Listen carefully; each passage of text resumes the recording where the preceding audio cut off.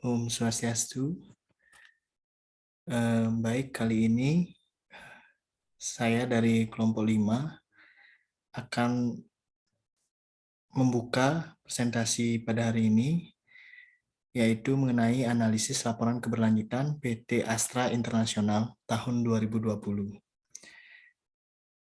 Namun sebelumnya, izinkan saya memperkenalkan diri saya dan teman-teman saya. Nama saya sendiri yaitu Ide Bagus Kade Pramudia dengan NIM terakhir 1099. Kemudian ada Kade Adi Pratiwi dengan NIM terakhir yaitu 1107. Kemudian ada Kade Mita Hardiana dengan NIM terakhir 1114. Kemudian yang terakhir ada Niwayan Maret Arianti dengan NIM terakhir 1121. Baik, langsung saja. Yang pertama, perkenalan mengenai PT Astra International. PT Astra International Tbk adalah perusahaan yang bergerak di industri otomotif. Astra awalnya merupakan perusahaan dagang kecil di Jakarta yang berdiri pada tahun 1957. Pada tahun 1969, Astra menjadi distributor kendaraan Toyota di Indonesia, dan pada tahun 1970 ditunjuk sebagai distributor tunggal sepeda motor Honda dan mesin perkantoran Xerox di Indonesia. Perusahaan ini telah tercatat di Bursa Efek Jakarta sejak 4 April 1990. Saat ini mayoritas kepemilikan sahamnya dimiliki oleh Jardine Cycle dan Carriage sebesar 50,1%, dan kemudian perusahaan ini mempunyai ruang lingkup sebagai perusahaan perindustrian, jasa pertambangan, pengangkutan, pertanian, pembangunan dan jasa konsultasi yang meliputi perakitan dan penyaluran mobil, sepeda motor berikut suku cadangnya, penjualan dan penyewaan alat berat, pertambangan dan jasa terkait, pengembangan perkebunan, jasa keuangan, infrastruktur, dan teknologi informasi. Baik, langsung saja ke hasil analisis laporan keberlanjutan PT Astra International tahun 2020 yang dimulai dari GRI 102 terkait pengungkapan umum. Pada standar ini terdapat pengungkapan sebanyak, sebelumnya profil organisasi. Pada pengungkapan ini terdapat pengungkapan sebanyak 13, di mana dapat kita lihat mulai dari GRI 102-1, yaitu nama organisasi, kemudian 102-2, kegiatan, merek, produk dan jasa, kemudian 102-3, lokasi kantor pusat, kemudian 102-4, yaitu lokasi operasi, kemudian 102-5, yaitu kepemilikan dan bentuk hukum, kemudian 102-6, pasar yang dilayani, kemudian 10-7, skala organisasi, kemudian 102-8, yaitu informasi mengenai karyawan dan pekerjaan lain, kemudian 102-9, yaitu rantai pasokan, kemudian 102-10, yaitu perubahan signifikan selama pelaporannya, kemudian 102-11, yaitu pendekatan atau prinsip pencegahan, kemudian 102-12, yaitu inisiatif eksternal, dan yang terakhir yaitu 102-13, yaitu keanggotaan asosiasi. Selanjutnya ada strategi. Pada pengungkapan ini terdapat pengungkapan sebanyak 1, di mana terletak pada GRI 102-14, yaitu pernyataan dari pembuatan keputusan senior. Selanjutnya ada etika dan integritas. Pada pengungkapan ini terdapat pengungkapan sebanyak 1, yang dapat kita lihat dari GRI 102-16, yaitu nilai, prinsip, standar, dan norma perilaku.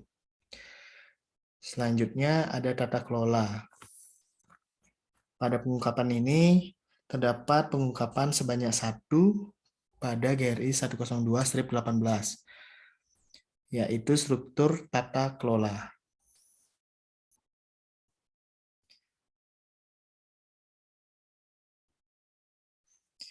Selanjutnya, keterlibatan pemangku kepentingan. Pada pengungkapan ini terdapat pengungkapan sebanyak 5. Dimulai dari GRI 102/40, yaitu daftar kelompok pemangku kepentingan. Kemudian 102/41, yaitu perjanjian perundingan kolektif. Kemudian 102/42, yaitu mengidentifikasi dan memilih pemangku kepentingan. Kemudian 102/43, yaitu pendekatan terhadap keterlibatan pemangku kepentingan. Dan yang terakhir yaitu 102/44, yaitu topik utama dan masalah yang dikemukakan. Selanjutnya yaitu praktik pelaporan. Pada pengungkapan ini terdapat pengungkapan sebanyak 12, yaitu dimulai dari GRI 102/45, mengenai entitas yang termasuk dalam laporan keuangan dikonsolidasi. Kemudian 102/46, yaitu menetapkan isi laporan dan batasan topik. Kemudian 102/47, yaitu daftar topik material. Kemudian 102/48 mengenai penyajian kembali informasi. Kemudian 102/49 mengenai perubahan dalam pelaporan. 102/50 yaitu periode pelaporan. Kemudian 102/51 yaitu tanggal laporan terbaru.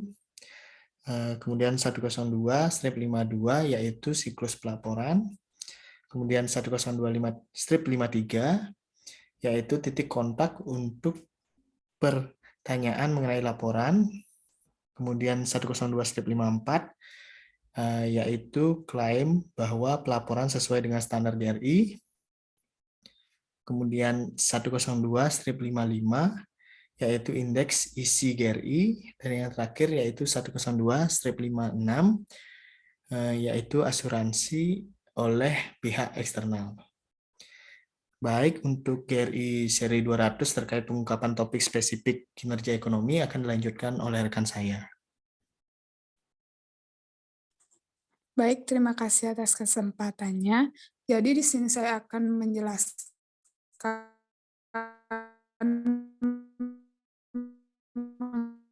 mengenai GRI 200, yaitu kinerja ekonomi pada PT Astra International. Jadi pada GRI 201 mengenai kinerja ekonomi, PT Astra International telah mengungkapkan GRI 201/1 mengenai nilai ekonomi langsung yang dihasilkan dan didistribusikan. Dan untuk GRI 201/2 sampai dengan GRI 201/4 belum dilaporkan oleh PT Astra International. Kemudian untuk GRI 202 mengenai aspek keberadaan pasar belum dilaporkan oleh PT Astra International. Kemudian pada GRI 203 mengenai dampak ekonomi langsung, PT Astra International telah mengungkapkan GRI 203/1 mengenai investasi, infrastruktur, dan dukungan layanan, serta GRI 203/2 mengenai dampak ekonomi tidak langsung yang signifikan. Kemudian untuk GRI 204 tentang praktik pengadaan anti korupsi, perilaku anti persaingan dan pajak belum dilaporkan oleh PT Astra International. Sekian yang dapat saya sampaikan. Materi selanjutnya akan dibawakan oleh teman saya. Terima kasih.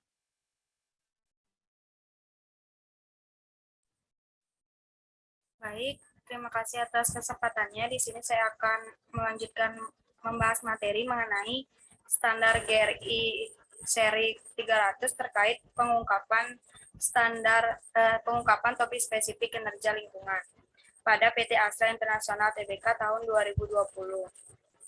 Pada laporan keberlanjutan pengungkapan kinerja lingkungan pada PT Astra Internasional tahun 2020 mengungkapkan beberapa item sebagai berikut. Yang pertama itu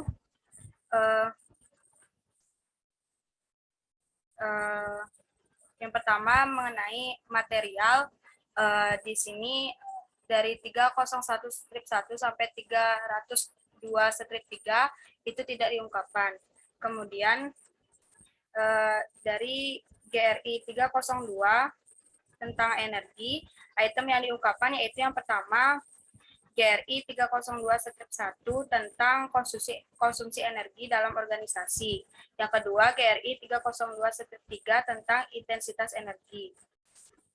Dan 302-4 mengenai pengurangan konsumsi energi. Untuk GRI 302-2 yaitu konsumsi energi di luar organisasi, dan 302-5 pengurangan pada energi yang dibutuhkan untuk produk dan jasa tidak diungkapkan. Kemudian selanjutnya GRI 303 tentang air dan efluen. Item yang diungkapkan yaitu hanya satu, yaitu GRI 303-1 mengenai interaksi dengan air sebagai sumber daya bersama. Untuk GRI 303-2 sampai GRI 303-5 yaitu konsumsi air tidak diungkapkan. Selanjutnya GRI 304 mengenai keanekaragaman hayati. Jadi dalam keanekaragaman hayati ini hanya diungkapkan satu GRI, yaitu GRI 304-3 mengenai habitat yang dilindungi atau direstorasi. Kemudian pada GRI 306 mengenai air limbah, efluen, dan limbah. GRI 305 tentang emisi, yaitu yang diungkapkan yang pertama GRI 305-4 mengenai intensitas emisi GRK dan 305-5 mengenai pengurangan emisi GRK. Selanjutnya GRI 06 mengenai air limbah, efluen, dan limbah. Yang diungkapkan hanya satu, yaitu GRI 306-2 mengenai limbah berdasarkan jenis dan metode pembuangan. Selanjutnya GRI 307 mengenai kepatuhan lingkungan, yang dimana diungkapkan yaitu GRI 307-7 mengenai ketidakpatuhan terhadap undang-undang dan peraturan tentang lingkungan hidup. Selanjutnya yang terakhir GRI 308 tentang penilaian lingkungan pemasok, yang diungkapkan hanya GRI 308-1 yaitu seleksi pemasok baru dengan menggunakan kriteria lingkungan. Dan untuk GRI 308-2 tidak diungkapkan. Sekian yang bisa saya sampaikan, materi selanjutnya akan disampaikan oleh rekan saya. Baik, terima kasih atas waktunya. Jadi saya akan melanjutkan materi yang keempat, yaitu mengenai standar GRI seri 400 terkait pengungkapan topik spesifik kinerja sosial pada PT Astra Internasional Tbk tahun 2020. Nah, yang pertama yaitu mengenai kepegawaian. Adapun item yang diungkapkan yaitu standar GRI nomor 401/2 mengenai tunjangan yang diberikan kepada karyawan purna waktu yang tidak diberikan kepada karyawan sementara atau paruh waktu.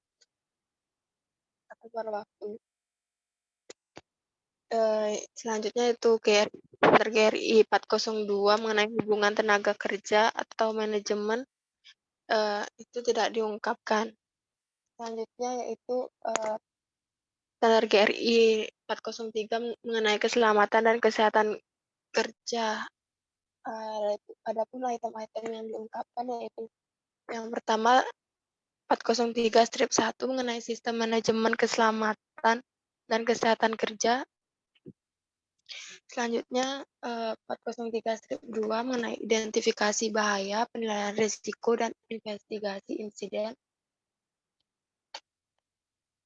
Selanjutnya yaitu 403-3 mengenai layanan kesehatan kerja.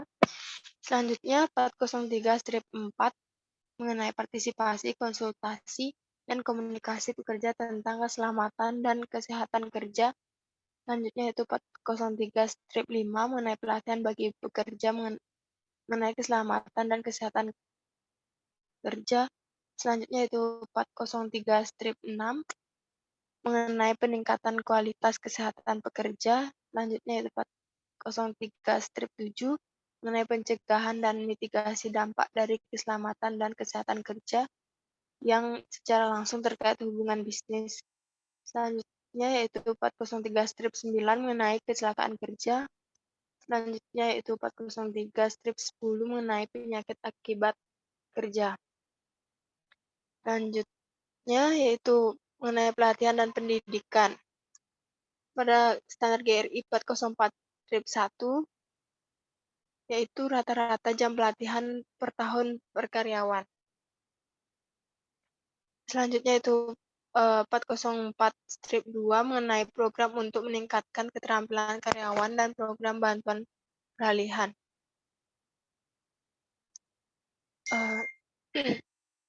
Selanjutnya mengenai kerja paksa atau wajib. Selanjutnya mengenai masyarakat lokal, item yang diungkapkan yaitu nomor 13-1 mengenai operasi dengan keterlibatan masyarakat lokal, penilaian dampak, dan program pengembangan. Selanjutnya yaitu mengenai pemasaran dan pelabelan. Item yang diungkapkan yaitu nomor 417-2 mengenai insiden ketidakpatuhan terkait pelabelan dan informasi produk dan jasa. Selanjutnya itu 417-3 mengenai insiden ketidakpatuhan terkait komunikasi pemasaran. Yang terakhir, pada kepatuhan sosial ekonomi nomor 419-1 mengenai ketidakpatuhan terhadap undang-undang dan peraturan di bidang sosial dan ekonomi. Nah, jadi dapat disimpulkan pada aspek sosial terdapat 40 pengungkapan berdasarkan standar GRI dan dalam laporan keberlanjutan PT Astra International Tbk tahun 2020 jumlah pengungkapan yang terpenuhi yaitu sebesar 16 pengungkapan dari total 40 dan terdapat 24 pengungkapan yang belum terpenuhi. Kesimpulannya, yaitu dalam laporan keberlanjutan PT Astra International Tbk tahun 2020, terdapat dua jenis pengungkapan standar, yaitu pengungkapan standar umum dan pengungkapan standar khusus. Berdasarkan hasil analisis data laporan keberlanjutan di atas, maka dapat disimpulkan bahwa PT Astra International Tbk tahun 2020 menggunakan opsi inti dalam pengungkapan standar GRI pada laporan keberlanjutan. Hal ini bisa dilihat dari laporan keberlanjutan PT Astra International yang tidak mengungkapkan topik spesifik secara keseluruhan, namun hanya beberapa topik terpilih saja.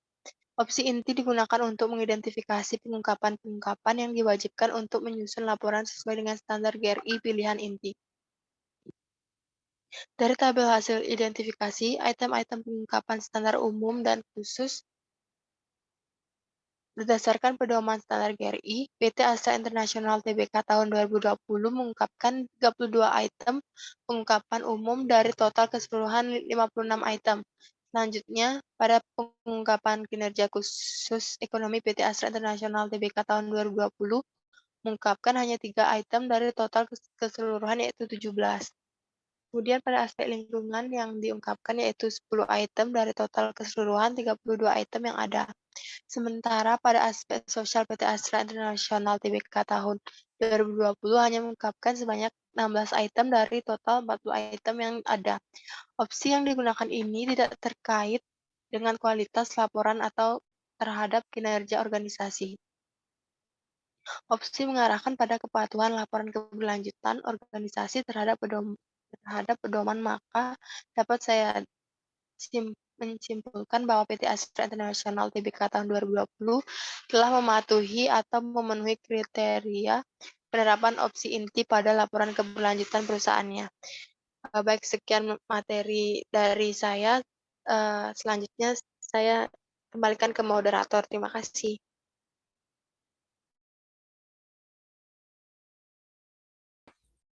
Baik, karena kelompok kami telah selesai mempresentasikan materi mengenai analisis laporan keberlanjutan PT Astra Internasional tahun 2020, maka berakhir sudah presentasi ini. Akhir kata saya tutup dengan Om Santi, Om Santi, Santi, Santi, Om.